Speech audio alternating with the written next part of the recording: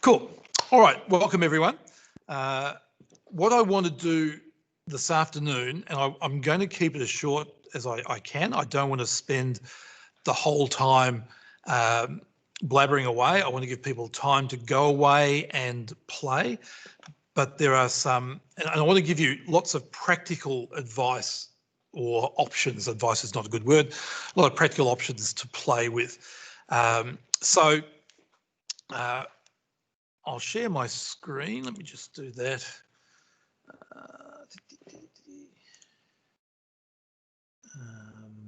If I can find the right screen here.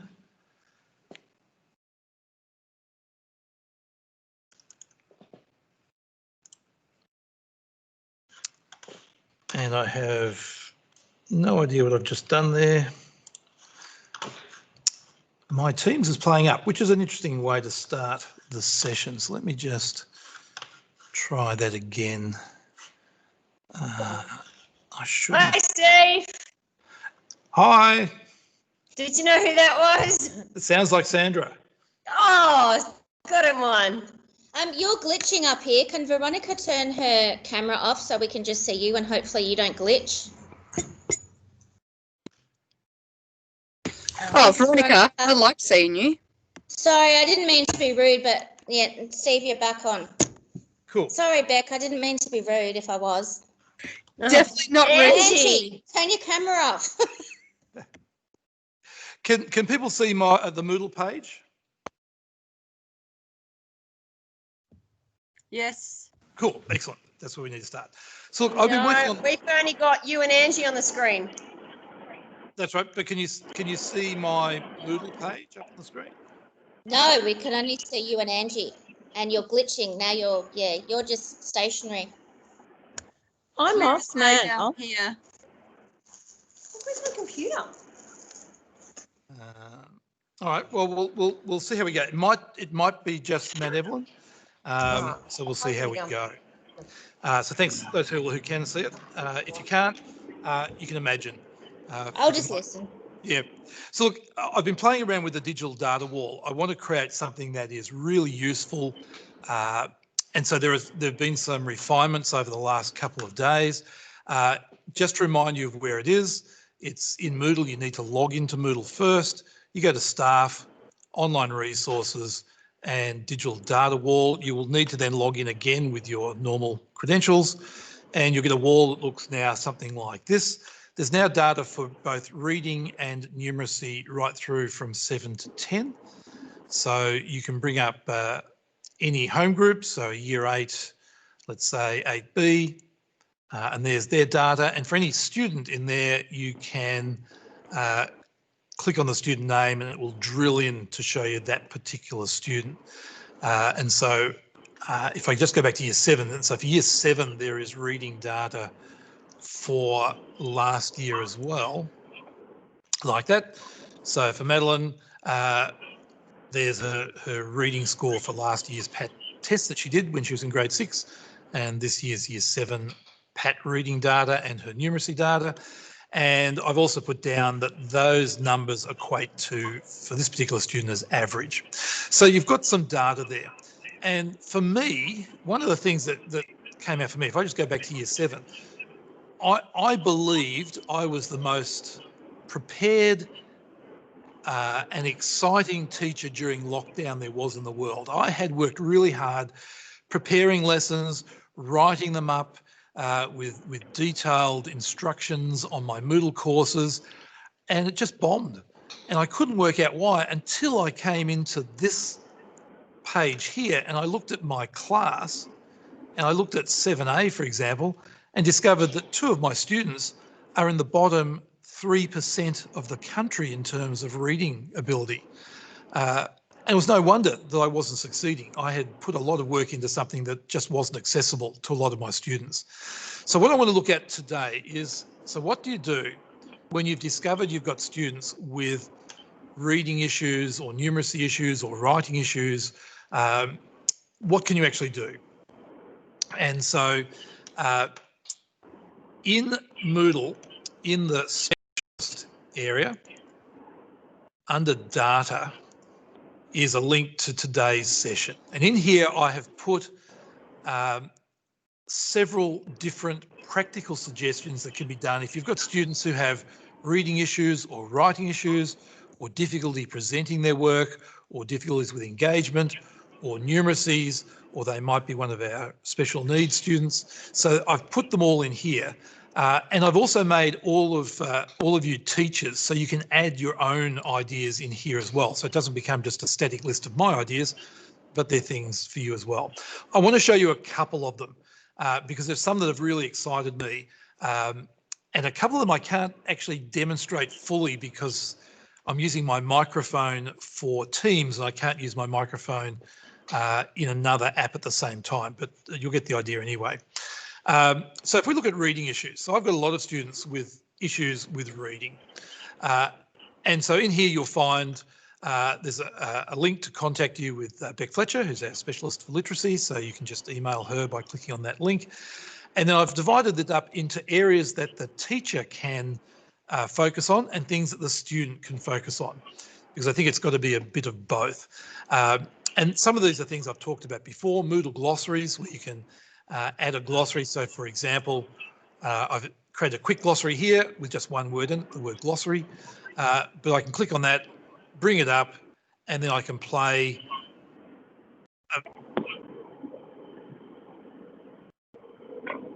and that's very easy to create in Moodle. Glossaries are, I think, a great way of helping students, particularly a lot of our EAL students, putting technical terms up there. And so I've got instructions there on how to add voice and video to Moodle. We've talked before about looking at the reading level of teacher produced documentation. And I've put a link there also to Scootle. And I'll just mute everyone. Just that might make things a little easier too. Scootle's a great resource for digital items. It existed a long time ago under a different name. It's been reformed. It's Australia-wide and it's free and well worth having a look at. Some of the ones I really like are the ones that students can be using. So in Word will read back to students. So if you present information to students as a Word document, they can open it up in Word and have it read back to them. So let me just add some text in here and I'll just highlight it and I will go to, if I can find the right spot now. And I really struggle with this now because it's moved around and I can never find where it is. Yes, iPads will do the same. You're right, Georgia. Where's it gone? Where's it gone? Layout, review. Oh, there is. It's under the view menu. Reading, immersive reader is the one. And I've shown people this before, but I think it's worth just mentioning again that you can bring up the text again for students who are low-end readers. Clicking on a word gives you the ability to listen to the word. It also comes up sometimes with images, and you can have the whole thing read back to you.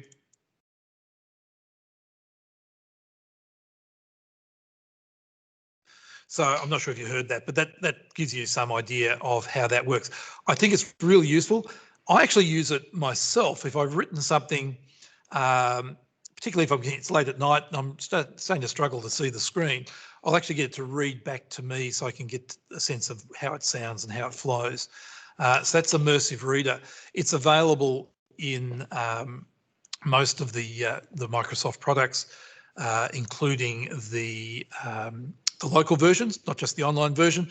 It's also available in Edge, Microsoft Edge, so you can have web pages read back to a student and you can highlight nouns and adjectives and verbs and that sort of stuff. I think it's well worth playing with.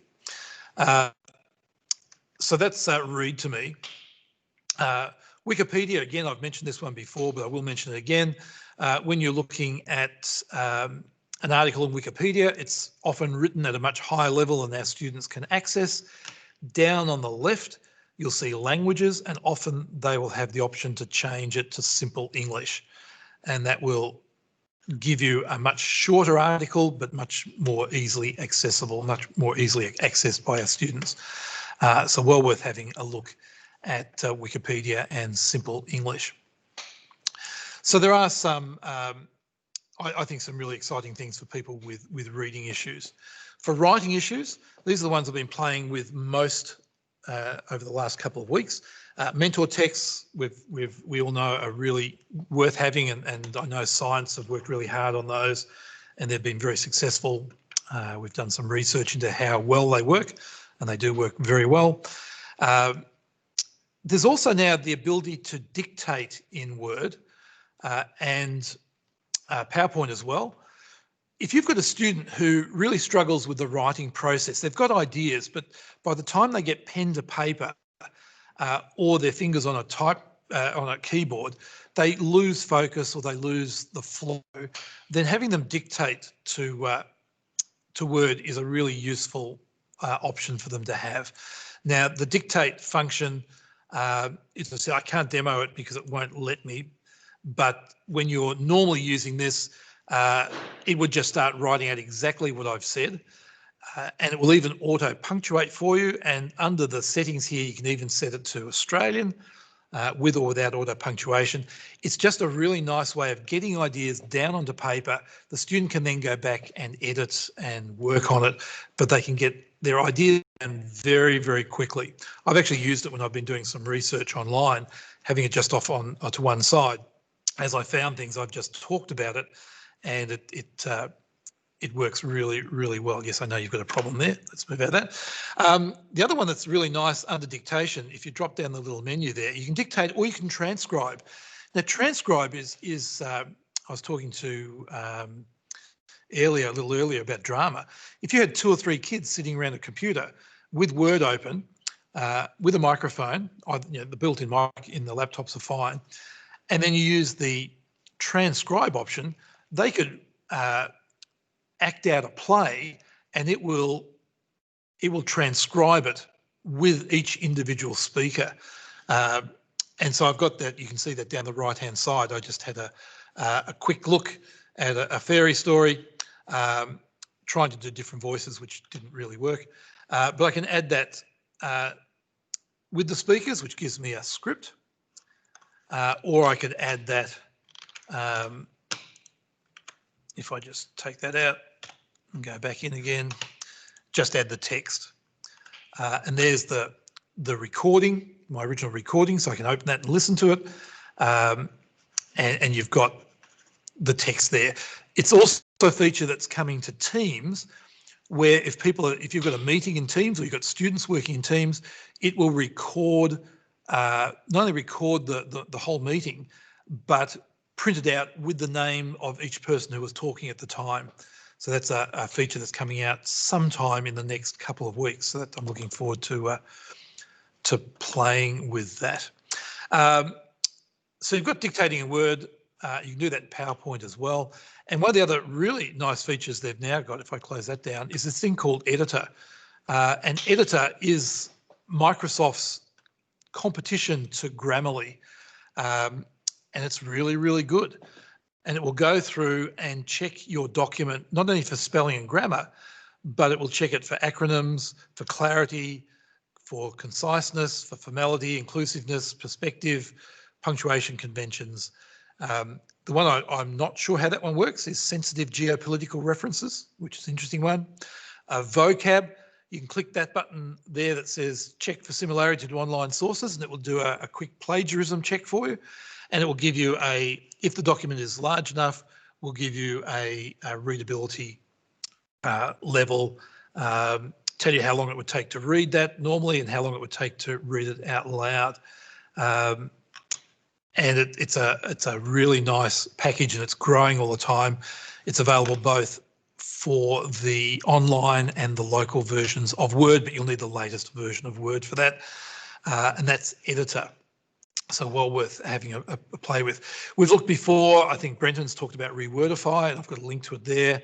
There are a number of writing checkers that will go through and do similar sorts of things. Again, one of the nice things now with Word is if you've got a word like affectionate, if I right click on it, there are rewrite suggestions, and it will look for phrases that could be used in its place. And there we go. And yeah, I've got an issue with my connection at the moment, but I have played with it before, and it comes up and says you could reword this sentence in a particular way. In fact, if I go up here to concisiveness and click on that, there it is there, it says kind-hearted. And if I click on that, it says I could reword it as that. Grammar, should be a comma after that. And the other grammar was, not sure what the other one was. Anyway, really worth having a play with Editor. So there's some reading and some writing ideas. Bibliographies is the other one. If you're like me, my students have to write their bibliographies for year 11 and 12 using the Harvard system, and they find it really difficult.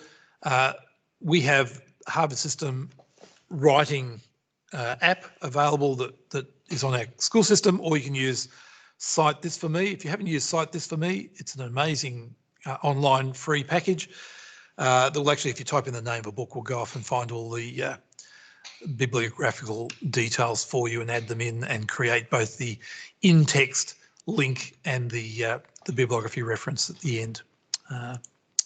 Really, really good to play with.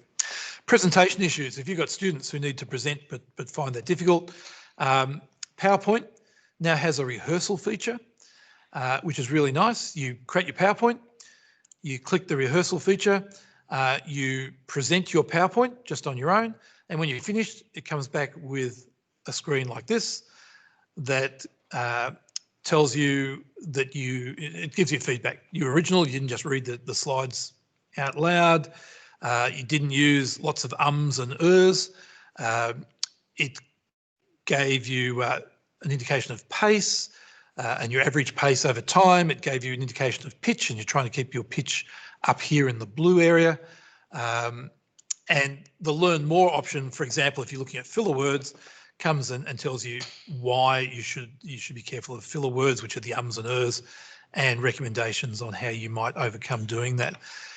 And it will also give you feedback live as you do it. Steve, is Editor just available in the online version of Word? It's available in the local version of Word, but you need to make sure you've updated it to the 2020 version, I believe, which I haven't got. I can't actually, because I need some other software, can't update at the moment, which is a real pain. But I believe it's also available on the Mac version as well. I think Bryony had a look at that before and said it was there. So that's rehearsal. I think rehearsal is going to be something I'm going to use next year with my students to just have a look at how well they can present a PowerPoint and see how that goes. Engagement issues, we all have them. Students have them. We have them ourselves sometimes. People to talk to, Rob and Philippa are people that are worth talking to about engaging students. I have a personal philosophy that work needs to be real, rich and relevant, and I'll even add rigorous into that. The 4 R's, Tom March is someone I went to hear talk about that. The idea that if you present work that is real, it's not invented. An example would be child slavery. There was a class in America that would, a Year 9 class that would write essays on child slavery. They would do the research. They would publish the work online. So there was a real audience and the work was real. It was rich. It was a really deep topic. It was relevant to the students to talk about people their own age who were caught up in slavery. And as a result, their website was the #1 hit in Google. If you did a search at the time for child slavery, then their school website was the one that came up as being the most accessed website. Real, rich and relevant, I think, are really important. And I've seen it myself. I can think back to a student I had who was dyslexic, did not write in any subject. I set them up to do an online website. We were sort of doing a combined project with a class in another country, and people all around the world were logging in and reading what the students had to say. And this student asked if he could stay back at lunchtime to write his article, and would I check it to make sure it was spelt correctly and the grammar was correct, because he didn't want to look foolish on an international stage. And I had work out of him that no one else was getting, simply because the audience was real. He wasn't writing it for me, he was writing it for other people. So I think I've put down there ways of extending your audience, things like having students write blogs. We have our television studio that I've reset up here at Mooroolbark at the moment. We have a new podcasting student radio station or setup coming in the next couple of weeks. Have students design something for a local business, a website or an advertising pamphlet or a poster or an icon, a graphics icon, something like that, or get involved in local journalism. So, for example, in Mooroolbark is the Living Today journal, who are always looking for articles. It's really well presented. You've probably all seen it. That's an article there with featuring one of our former students, Barney McCall, who's one of the world's top jazz pianists. Having students write for it puts it at a whole higher level than normal. I think it's really worth playing around with, looking at audience. Numeracy issues. Carly's the person to talk to about numeracy strategies. But again, if you're asking students to do things that involve numbers and they are low in our numeracy rankings, then they're going to really struggle to do simple things like double a recipe or calculate their time for a 100-metre race or whatever it might be. So there are some links there for numeracy options, and a bit like literacy, numeracy should be something we're all involved with to some extent. And then finally, there's some information on SWANs, our students with additional needs. Sharon's the person to talk to about that. But we do have, for those students, individual learning plans available on Compass. If you have a student who is one of our funded students, then you really should be checking out that individual learning plan to see what special things you could be doing for that student in your class. So they're well worth having a look at. So there's a whole range of things there. What I want to do is give you the opportunity to play. I want to give you a lot of theory, so I've avoided that. I've tried to look for practical things, but please go and have a go at recording into Word and see what it's like. It is good fun and it works really, really well, not like it used to. In the old days of early dictation programs like Dragon, Naturally Speaking, those sorts of things often didn't work well. The new ones do. Have a look at things like the editor that's available in Word. I've got some links in some of these to some YouTube videos that'll give you some information. So there's one there for dictating and voice commands. It really does work really, really well. So I guess I'm open for questions. Otherwise, I want to give you time to play. Have a look at your class in the literacy and numeracy data in the digital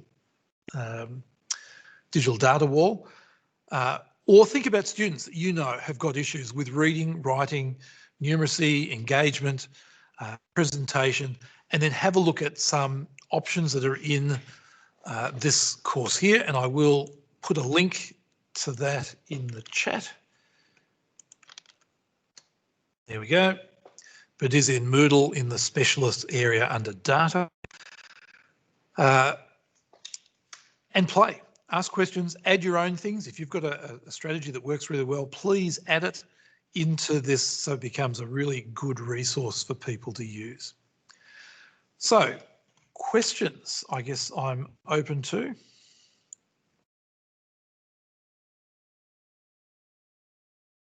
And I'm not finishing up early so I can go home and see my granddaughter. I'm going to stick around till the end. But I want to give you time to experiment and play.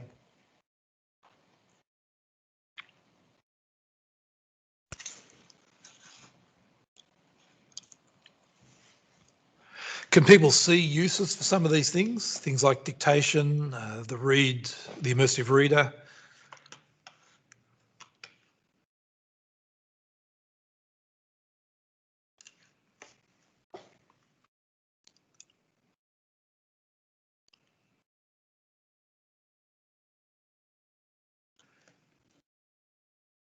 As I said before, I'm actually using the dictation option at times. My typing speed is fine, but it's actually nice sometimes to just sit back, put your feet up and talk and have it transcribed for you.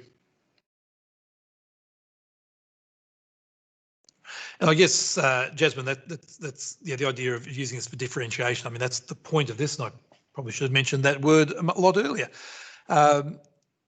Differentiation doesn't have to be hard. It's giving students some options, saying to them, look, for your first draft, just dictate into Word, and then later you can handwrite it or type it or whatever you need to do. But, giving the students that boost at the beginning to get their ideas out and recorded.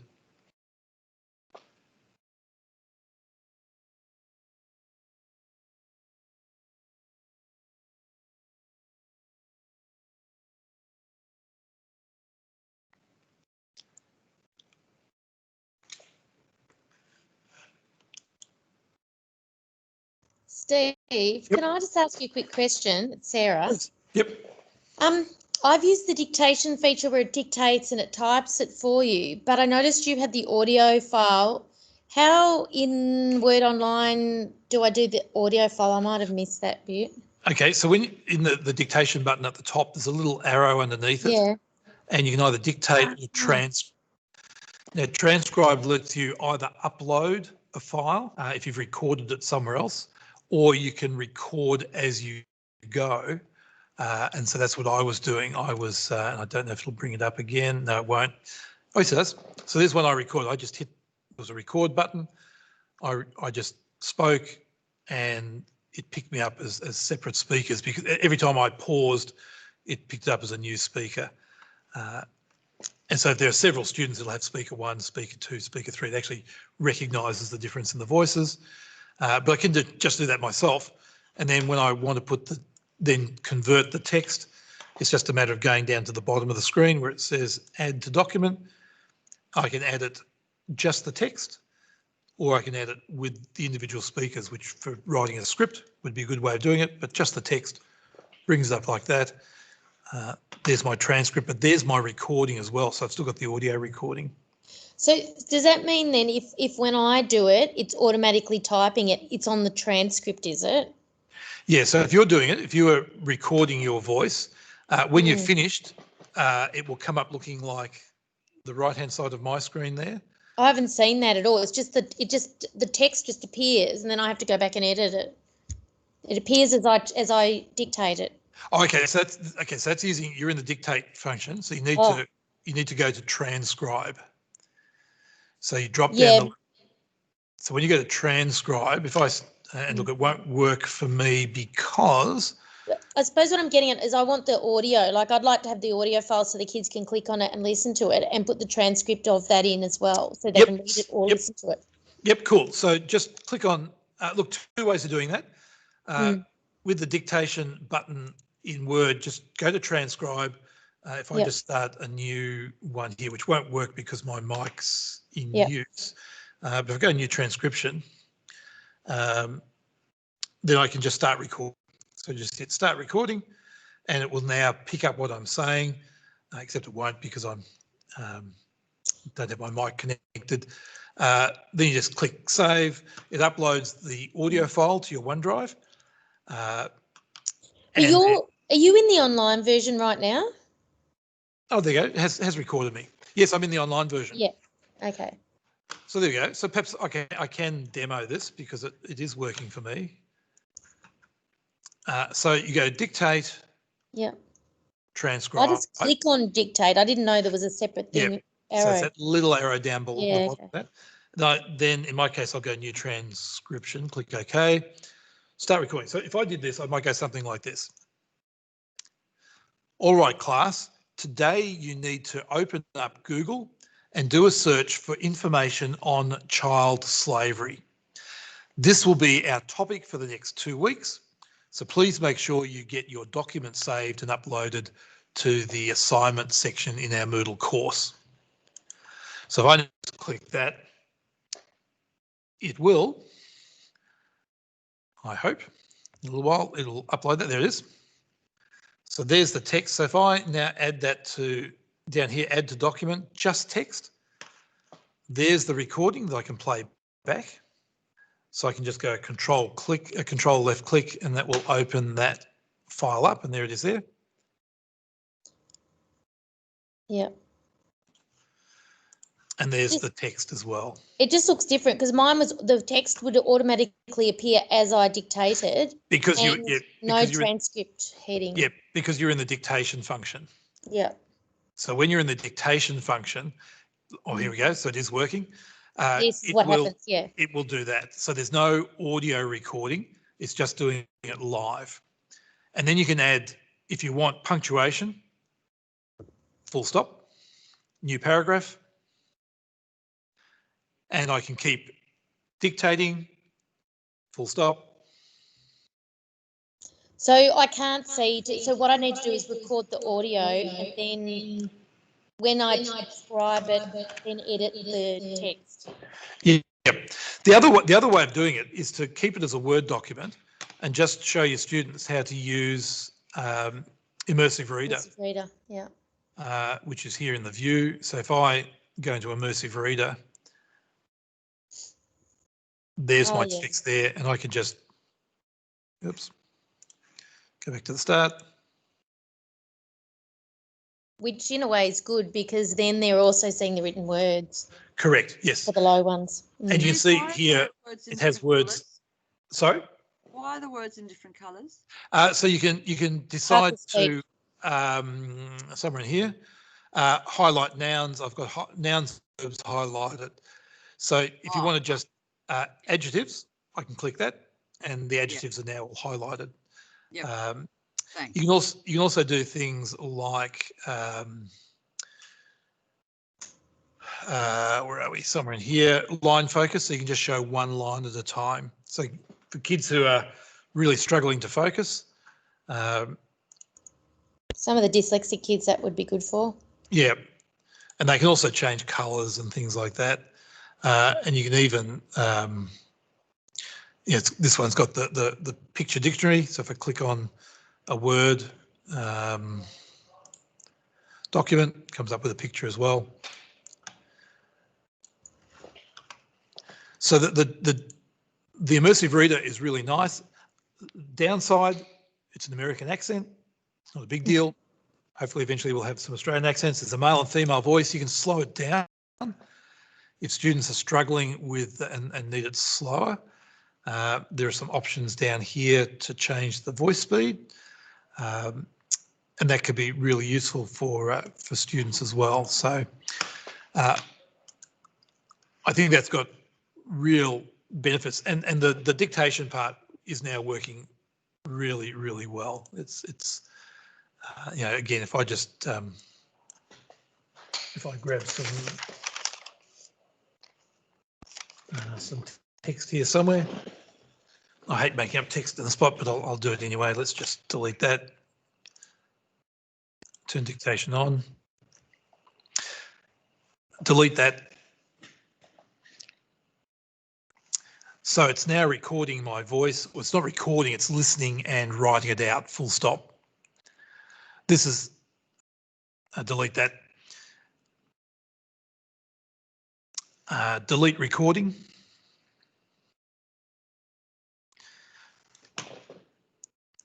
And so on. So you can go back, there's a whole lot of commands, and I've got them listed in the Moodle course that let you go back and edit. You can do all your formatting, bold and italics and so on, indenting, just using your voice.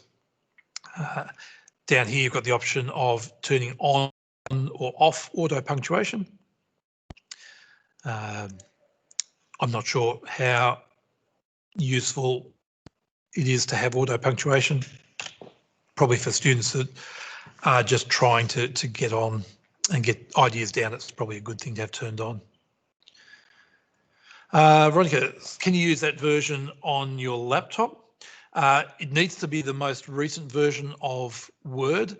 So if it's not there, let me know and we'll let the technicians know and we'll install the latest version for you.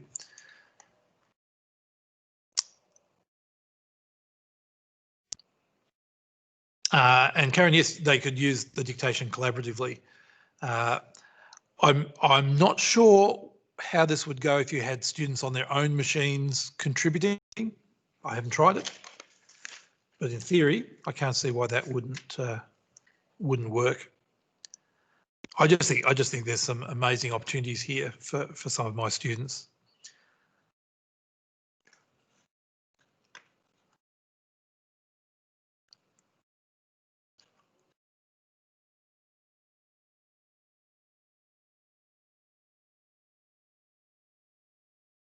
Okay, yep, data wall.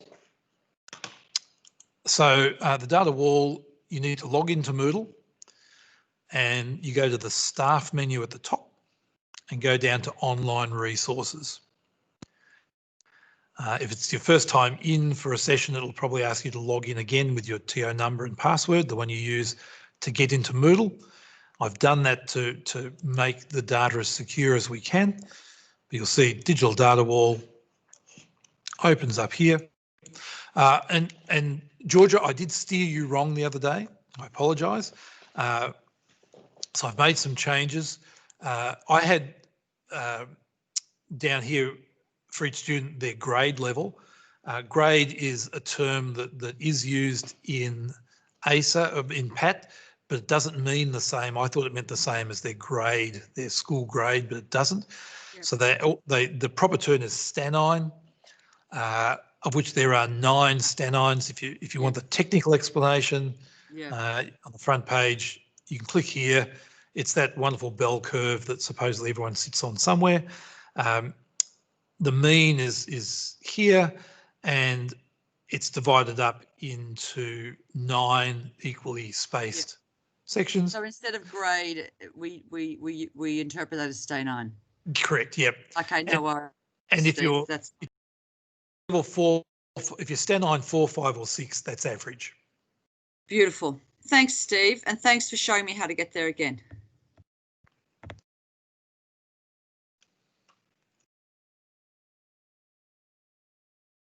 And please, again, I'm looking for guidance on the digital data wall, what people would like to be able to get.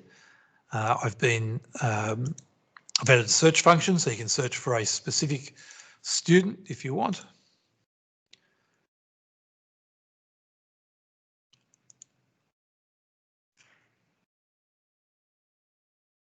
Can I make my screen a bit bigger?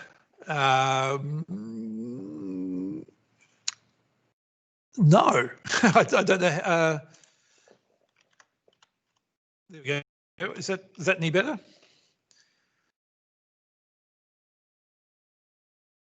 You'll probably just need to do it yourself. Cool. Okay. But look, play with it yourself. I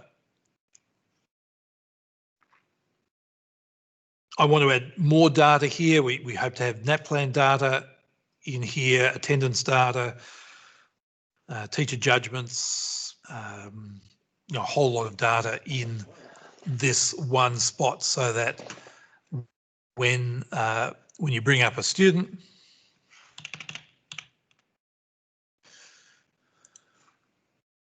then all the data you need will be there in one place. We'll drag it in from all the different repositories and make them available in a single place.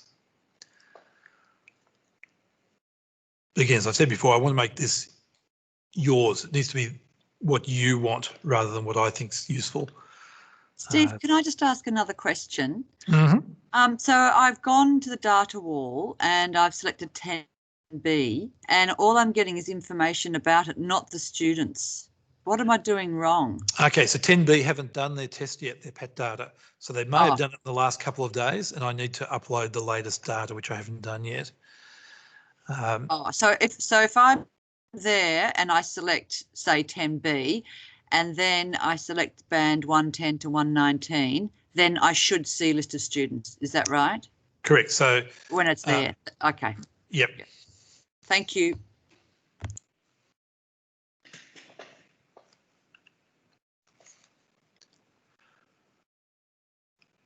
All right, well, look, I'm going to stay around.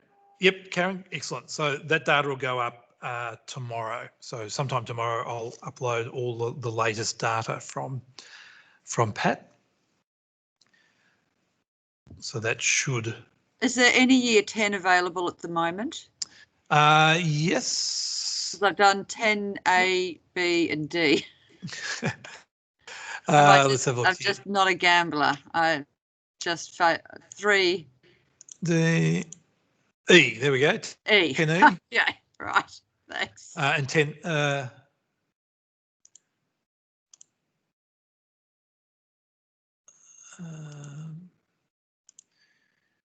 Interesting. There's something odd happening there, and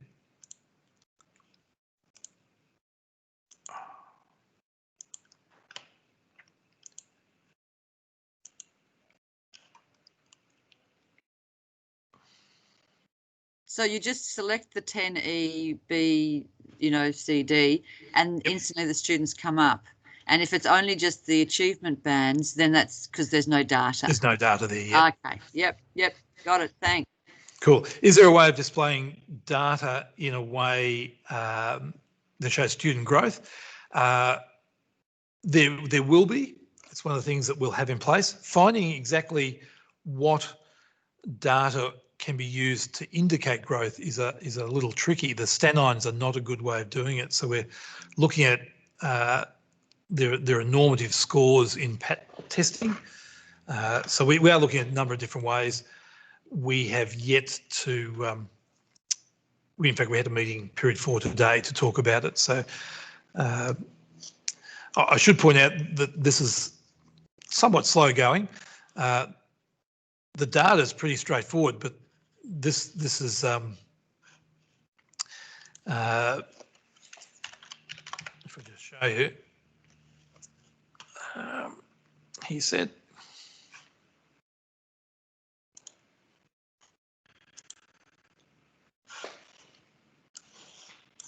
Put that up there.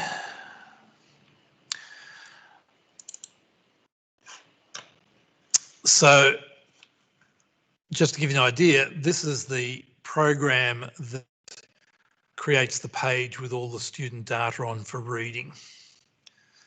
It goes on for some way. That doesn't exist anywhere. I'm having to write that myself. There aren't any packages available to do that for us, at least nothing that doesn't cost tens of thousands of dollars. So it's coming down to having time to write the software. So it's happening. Hopefully by next year it'll be all up and running, but we're adding features bit by bit. So I know Georgia asked about could she search for a student last week, so I've added that in.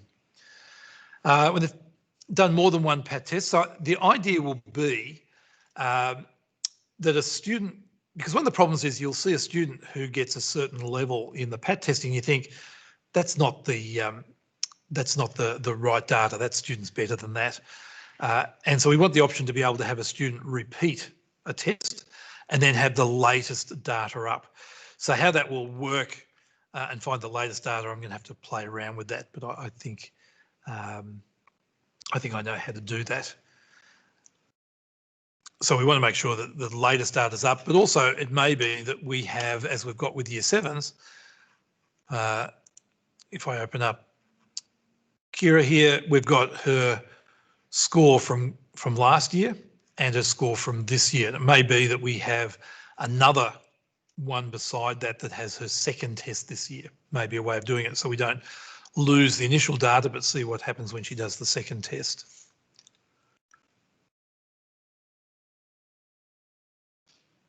And if 10E only has data for 12 students, it's probably that only 12 did the test. We've struggle to get students to sit the test.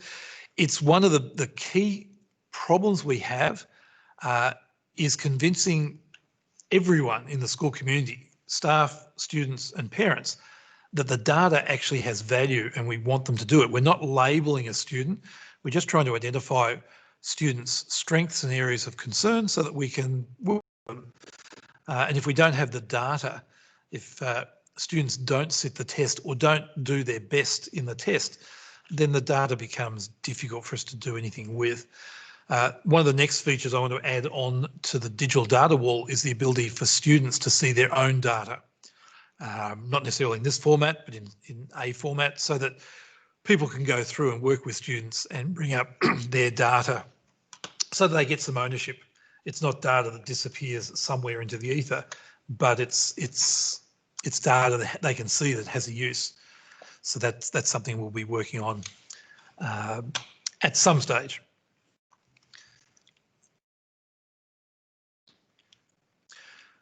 Has anyone had anyone been trying some of the strategies and had any issues?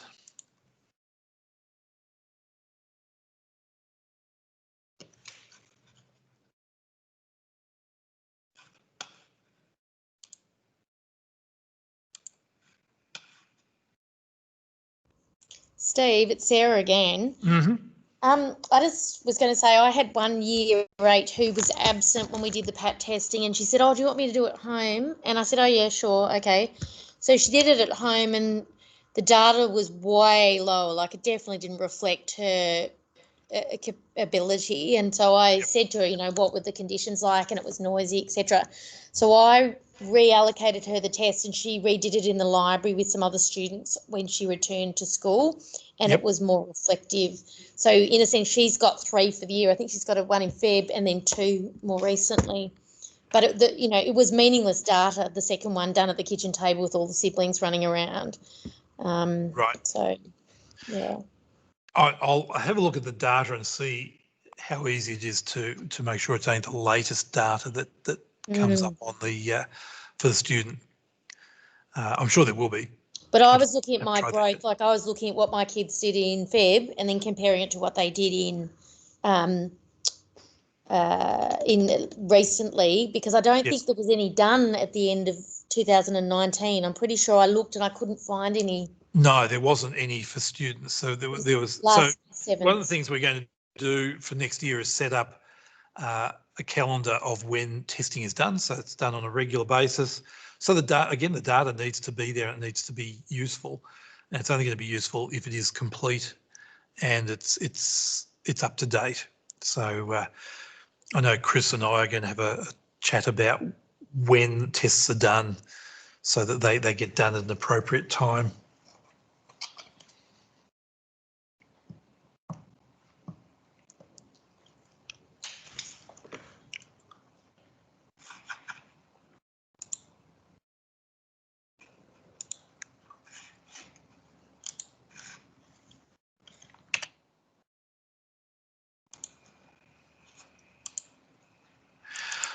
So look, please add your own strategies to the to here. It's just a Moodle course, so you should be able to go in. You should have editing rights, and just turn editing on and add your strategy in. I've added most of these as a page.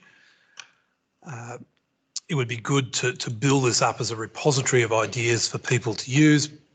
These are things I've played with and found work. But I'm sure there's I know there's lots of other stuff out there that I'd like to hear about.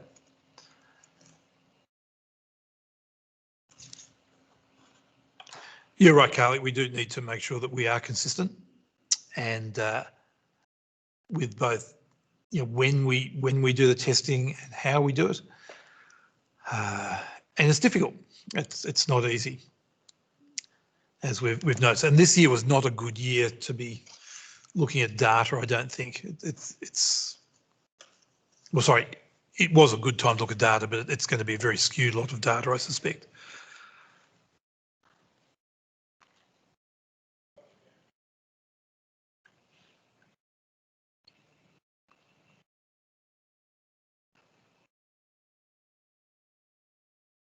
Yep, and finding ideal conditions to do this sort of testing is difficult. And I think part of it, when the data is available, is looking at it and saying, I think that student didn't do anywhere near as well as they're capable of, and then getting those students to resit. I don't think there's any problem doing that, because if we want, the data needs to be accurate, and if the student has not done well because they were ill that day, or it was noisy, or they just didn't think it was worth putting the effort into, then we need to let them resit it so they can show their full potential. Otherwise, we're getting a false indication of where students.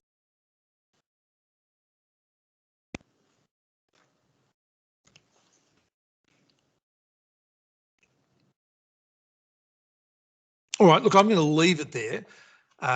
I'm happy, I'll stick around for another 10 or so minutes. So if anyone has any questions, or if you go away and try something, you can come back in and ask for help. I'm more than happy to help people at any time. But please think about how you can use these strategies to differentiate for some of your students. Play with them. I got in trouble one year for talking in a staff meeting about I was going to play with some new software, and someone told me, how dare I suggest that it was going to be fun and enjoyable. But it is, it should be. We all need to learn new strategies, and if it's not fun, then it becomes a really tiresome activity. So go and play, try it out. Let me know if you have problems. If you find it really useful, let me know that too. I'd love to get feedback on how people use these strategies with students. And please add your own strategies in, so we make this a great resource for the college. So thank you for attending. I'm going to be here for at least another 10 minutes. Then I'm going home to see my granddaughter. And if you didn't know, she was born last in Sydney, so we saw her for the first time last night, which was rather cool. So looking forward to going home again.